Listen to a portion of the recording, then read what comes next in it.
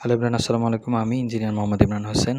আজকে আমরা মাল্টিপ্লাগ ব্যবহারের সাবধানতা নিয়ে আলোচনা করব। আমরা সাধারণভাবে যেই সকল মাল্টিপ্লাগ আমাদের দৈনন্দিন কাজে ব্যবহার করে থাকি, এই সকল মাল্টিপ্লাগের একটি নির্দিষ্ট কিন্তু কারেন্ট থাকে, কারেন্ট বহন ক্ষমতা থাকে। যেমন ধরেন 10 অ্যাম্পিয়ার বা 13 অ্যাম্পিয়ার। যখন আমরা হাই পাওয়ার ডিভাইস একসাথে চালাই, মানে অনেকগুলো, যেমন সেটা হতে পারে ফ্রিজ, এসি।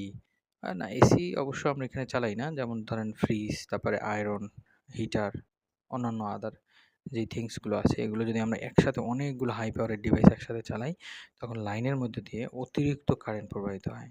এই অতিরিক্ত কারেন্টকে আমরা ইঞ্জিনিয়ারিং ভাষায় I square R heating, I square R বলতে পারি। আই স্কোয়ার আর এটা এই হিটিং যে তৈরি হয় এই অতিরিক্ত কারেন্ট প্রবাহের কারণে, এই যে তো এই মত অবস্থায় যদি তারের মান খারাপ হয় বা কন্ট্যাক্ট লুজ হয়, বা ধরেন আমাদের কপারগুলো পাতলা থাকে, মানে নিম্নমানের থাকে, তখন রেজিস্ট্যান্স প্রচুর পরিমাণে বেড়ে যায়।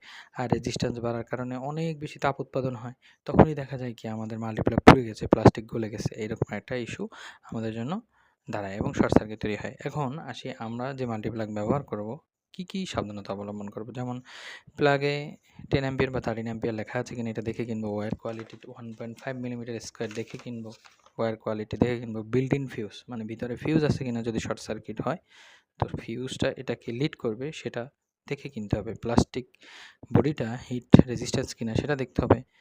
প্লাগ ঢোকালে, যদি আমি যে প্লাগগুলো ব্যবহার করবো সেগুলো যদি ঢোকাই, সেটা লুজ থাকে কিনা সেটা দেখতে হবে। বিএসটিআই আন্তর্জাতিক সেফটি স্ট্যান্ডার্ড মার্ক আছে কিনা সেটা আমাদের দেখতে হবে।